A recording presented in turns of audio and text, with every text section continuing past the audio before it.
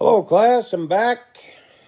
Uh, what we want to talk about next is uh, the onslaught of the Europeans to the North American continent that really started with Christopher Columbus's voyage in 1492.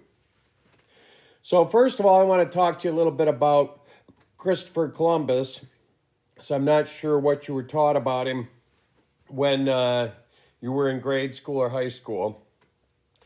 But Columbus was an Italian. He was a mariner, an experienced seaman, and he wanted to try to find a shortcut to Asia to augment trade with the Chinese, just like the Portuguese were doing when they were exploring the continent of Africa and sailing around the tip. Now, he believed if he sailed, to the west, he would find a shortcut to China. But obviously, he had no idea that two very large continents were 3,000 miles away across the Atlantic. And then there was the Pacific Ocean after that, because nobody had ever adventured there and sailed there and documented it. But one thing we need to make sure you understand, I can remember when I was in grade school and even high school, we were taught that Columbus was this very brave person because, he took the chance of sailing off the edge of the earth. That people back then believed the earth was flat and didn't know where the edge of it was, so this is what made him so brave. Obviously, sailing into the unknown takes some bravery, but at no point did Columbus ever fear sailing off the edge of the world. All educated people by 1492 knew the earth was round. That's why he thought there had to be a shortcut to Asia if you sailed in that direction. So, he's an Italian. The Italian government wasn't interested in funding his exploration. They were a trade-based nation. They weren't really an empire. And this is something I want to just establish right now because this will be our theme for a while here. The reason why first Spain, then France, then England, the Dutch come to North America because it's a struggle for empire in the world. And at this point, the end of the 1400s into the 15 and 1600s, there are three major empires vying for control of the world. And they are the Spanish, the French, and the British. All of them have one goal: to conquer and colonize the whole world and rule the world. Obviously, none of them will accomplish that, but they all think they're capable. So, Columbus the Italian, and notice Italy was not one of those empires, goes to Spain. He knows they're an empire looking to expand, and he basically presents his proposal to explore for a shortcut to Asia to Queen Isabella and King Ferdinand of Spain. They are the ones who are going to fund Columbus's initial voyage and then later voyages, and in an effort to make Spain the greatest empire in the world. But before they can do that, another big factor that has a lot of influence on everything that's going on in the world in the past and still the present to a certain extent is religion. Spain is a Catholic country. So before they can venture off and try to expand their influence into what is the unknown at the time, they have to get permission from the Pope, the leader of the Catholic Church.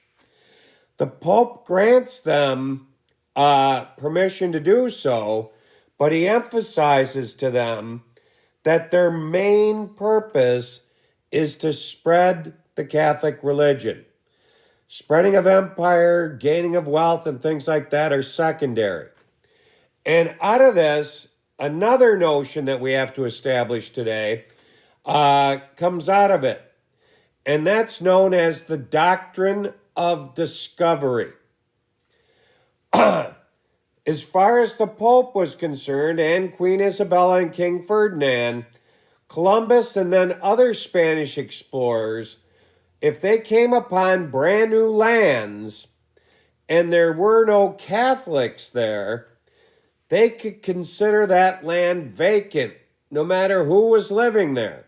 And in the case of North America, as we already know, there are millions of Native Americans living there in 1492. And in fact, if you look at page 21 in your textbook, on the facing page are the Voyages of Discovery that we're going to be talking about. Then there's table 1.1. It shows you the estimated populations of Native Americans around 1500 when Columbus showed up. And all told in North and South America, you can see there were about approximately 55 million people living there. And in the Caribbean alone, where Columbus is first going to establish the Spanish presence, there's 3 million people residing on the Caribbean islands. So this is not a vacant land, but it's vacant of Catholics. So as far as the Spanish are concerned, nobody lives there.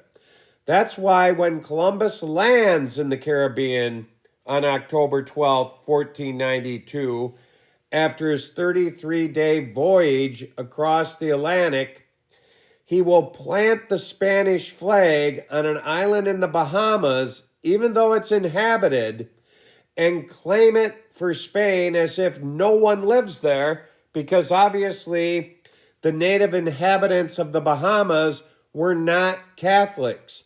And he's allowed to do this through that Doctrine of Discovery. So, Columbus and his ships do sail in 1492. As I mentioned, after 33 days of sailing, they finally reach the Bahamas, and Columbus claims it for Spain. After a short stay, he'll go back, report to the king and queen, and they will send him there to the region the next year in 1493. But first of all, when he reports to the king and queen, and through the rest of his life, he's going to die in 1506. He never realizes that he's discovered what the Europeans call it, a new world. I don't really like that term, new world, because it's only new to them. It's an old world to the 55 million Native Americans that live there. Very old. So, he believes he's in the East Indies, which are islands off the coast of Asia. That's why he names the inhabitants of first the Bahamas and then the other islands he explores in the Caribbean Indians, because he thinks it's the East Indies. Today, sometimes we call this grouping of islands the West Indies. So one bottom line here about Columbus, he's lost, really lost. He thinks he's on the doorstep to Asia. He's on the doorstep to North and South America. And he never ever realizes that in his lifetime. So in 1493, the Spanish, excited about this supposed shortcut to Asia, send Columbus back with 16 ships this time and 1,000 men, and he ends up landing on the Caribbean island of Hispaniola, which the Spanish will use as a center of operations for some time in the Caribbean.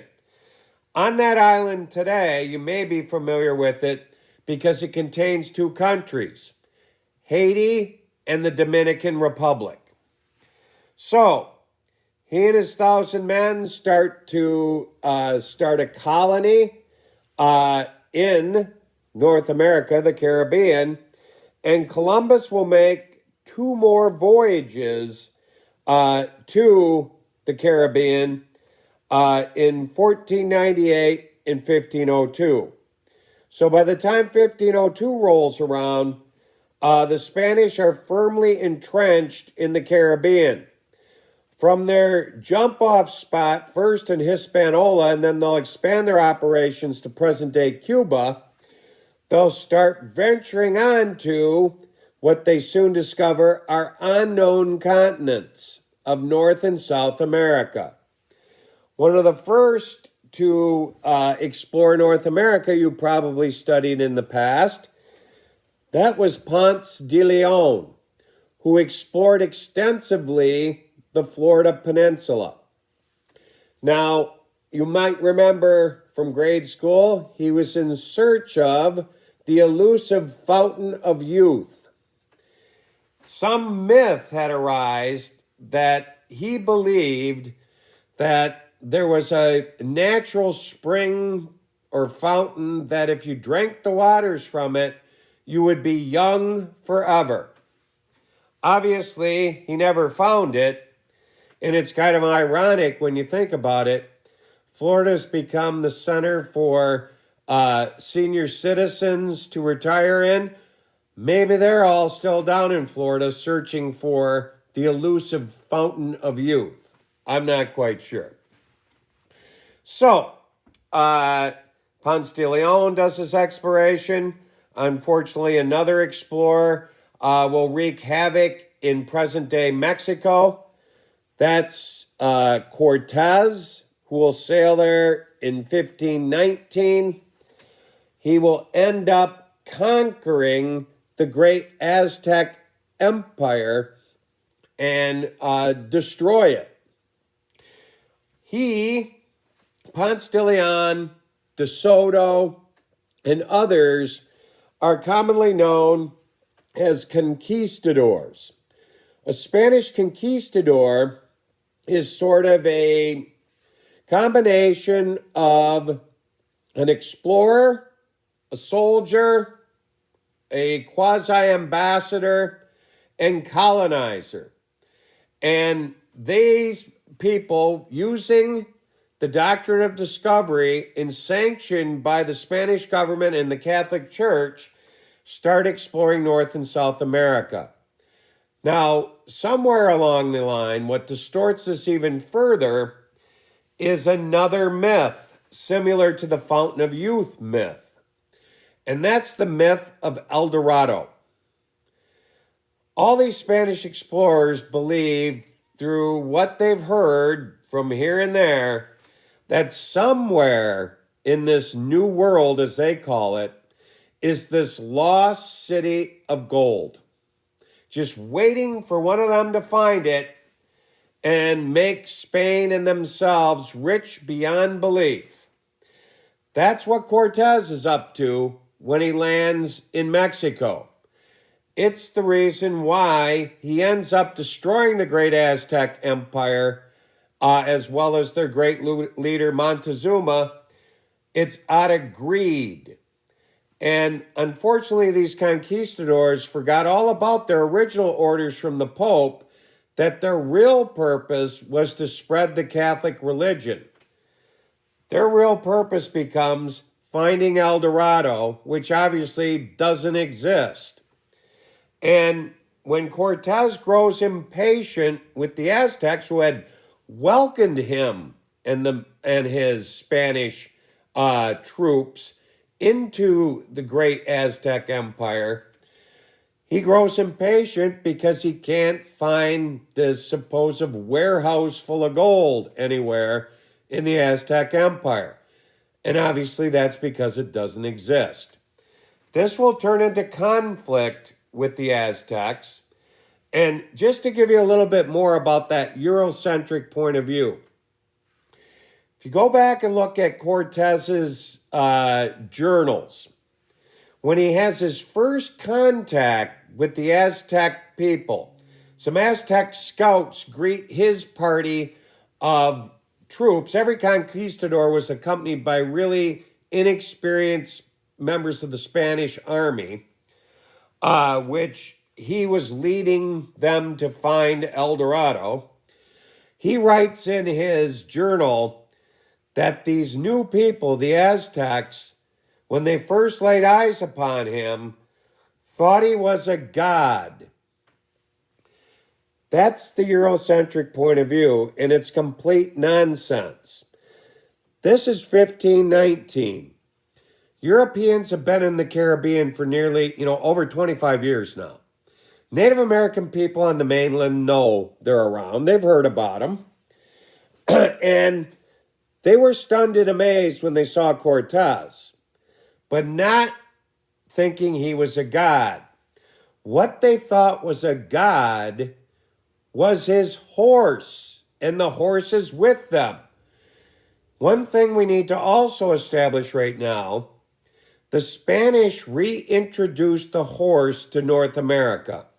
There had been ancestors of the horse a long time ago, back when there were woolly mammoths and whatnot, like in the Stone Age Explorers video, but they went extinct. These people were amazed by these horses. They couldn't believe their eyes that these large, magnificent animals would allow humans, who they knew Cortez was a human, not a god, to ride around on their backs. Then, as the Spanish reintroduced the horse, and native people obviously lay their hands on them and start breeding them, horses will transform a lot of Native Americans' lives forever, especially native people like the Plains Indians, who become very accomplished hunters on horseback of the great herds of buffalo. But back to the conquistadors. Cortez will grow impatient, and he'll end up attacking the Aztecs. And even though he's initially greatly outnumbered, he will easily defeat the great Aztec Empire. And the reason why, as many might have been taught in the past, is not the fact that he has firearms and they don't. It's because of two big factors. There was a lot of political unrest in the Aztec Empire. A lot of Aztecs did not agree with Montezuma allowing the Spanish to mingle among them and so forth, and really wanted them expelled. But the biggest factor, and this is going to be an overall huge factor in the European conquering of North and South America, is disease. The Europeans brought horrible diseases with them that will basically create what we're experiencing today, pandemics among the native people. They're going to bring such diseases as smallpox, cholera, influenza, the measles. None of these diseases existed in North America. They had never developed here among native people. They had been around for a long time on the European continent, and the Spanish will bring these diseases with them, just like COVID-19 spreading around the world today. So, Cortez easily defeats the Aztecs because more than half of the empire was sick with diseases that their medicine men could not cure. So, that's why Cortez easily conquered the Aztec Empire. Once he had free reign of it, he found out, unfortunately, they're telling the truth. There's no warehouse of gold anywhere in the Aztec Empire. They had lots of silver, not much gold. And that will be the case time and time again with these Spanish conquistadors. Now, jumping ahead, if you take a look on page 29 in your book, there's the term in bold print, Black Legend. The Spanish were brutal. They enslaved native people. They forced religion down their throats through the mission system that they established in North America especially. They conquered great societies like the Aztecs and Incas and wreaked havoc in both continents, aided by the diseases they brought with them. Now, the reason why Europeans had all these horrible diseases and native people didn't is the same reason partially that we have COVID-19. all these really horrible diseases, smallpox, measles, influenza, whatever, are mutated forms of animal diseases. We know now that COVID-19 came from bats. These other diseases come from domesticated animals. The Europeans have been domesticating animals for centuries, and they lived with their animals, and quite frankly, they lived like some of the animals they domesticated, pigs. It was not uncommon in European cities to have people have chickens and pigs running in and out of their houses. Now, diseases would mutate from these animals and spread into human populations. The big reason why Native Americans didn't have this problem, they didn't commonly domesticate any animals. They didn't have herds of deer or whatnot. The only animal that Native Americans domesticated was the dog. And it was a domesticated version of wolves. All dogs basically have the same genetic makeup as wolves. Native American people domesticated them as hunting partners and pack animals and companions. And dogs, for whatever reason, don't really have diseases that mutate into human forms of diseases. Perhaps that's why we refer to dogs as, quote unquote, man's best friend. You don't have to worry about getting sick from your dog. I know I don't worry about it. So, to sort of wrap up this first contact period with the Spanish, which becomes known among Native American people and other groups as the Black Legend, the last quote there in that paragraph by the French historian Raynal talks about Columbus's arrival in the New World, and he writes, quote, "Tell me, reader, whether these were civilized people landing among savages or savages among civilized people." Pretty good quote. Now, also with this Spanish period, which, the Spanish will reach their height in North America around 1650, and it'll be all downhill for them from that point forward. Now, the Spanish, no doubt, will exploit a lot of precious metal out of North and South America, even though they didn't literally find El Dorado. Perhaps they did. And I want to read you an excerpt from another book dealing with the Spanish conquest period, where the author writes, now I'm going to read this to you because it's pretty important.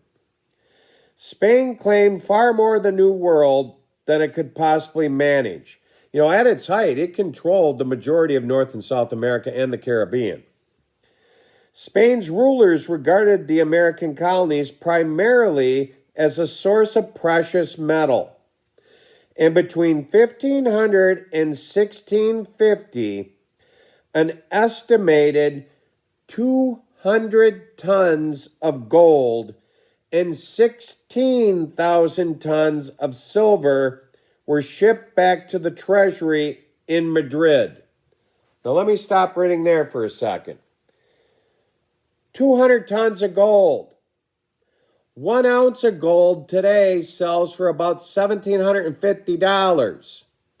That's a tremendous amount of gold. It wasn't all found in one place, but it was found scattered in the North and South American continents. On top of that, they found 16,000 tons of silver. 1 ounce of silver today sells for about $17.50. That's a tremendous amount of wealth today, obviously, and back then. They were filling Spanish ships known as galleons to the limit with gold and silver and shipping them back to Spain. Some of these ships were lost in shipwrecks because they were overloaded, and if they sailed into any kind of storm, they went down. That's why today there are still treasure hunters who searched for lost Spanish galleons using old records and so forth. So let me go on with what this narrative here. This great wealth, however, proved a mixed blessing. The sudden acquisition of so much money stimulated a horrendous inflation that hurt ordinary Spaniards. They were hurt further by long, debilitating European wars funded by American gold and silver. Moreover, instead of owning their own industry, Spain became dependent on the annual shipments of bullion from America. Let me stop again. While especially France and England, their two main competitors, were industrializing, Spain thought there was going to be a never-ending supply of wealth, and they just always buy everything. They never bothered to industrialize, and this is going to be part of their downfall. Now, as this narrative goes on to say, in 1603, one insightful Spaniard declared, quote, "The New World, conquered by you, has conquered you in its turn." And ultimately, this dependence on this wealth and non-industrialization will cause the downfall of the Spanish Empire. And today, think about it. Anybody ever referred to Spain as a superpower? I don't think so. So, that's the end for today. I want you to jump into those discussions. Start talking about all 3 video lectures that I've given you. What's contained in Chapter 1. Go to the links in the mini lecture. Get that discussion rolling. You got a lot to talk about. And remember, that module closes next Wednesday. So you're running out of time. Take care. See you soon. Bye.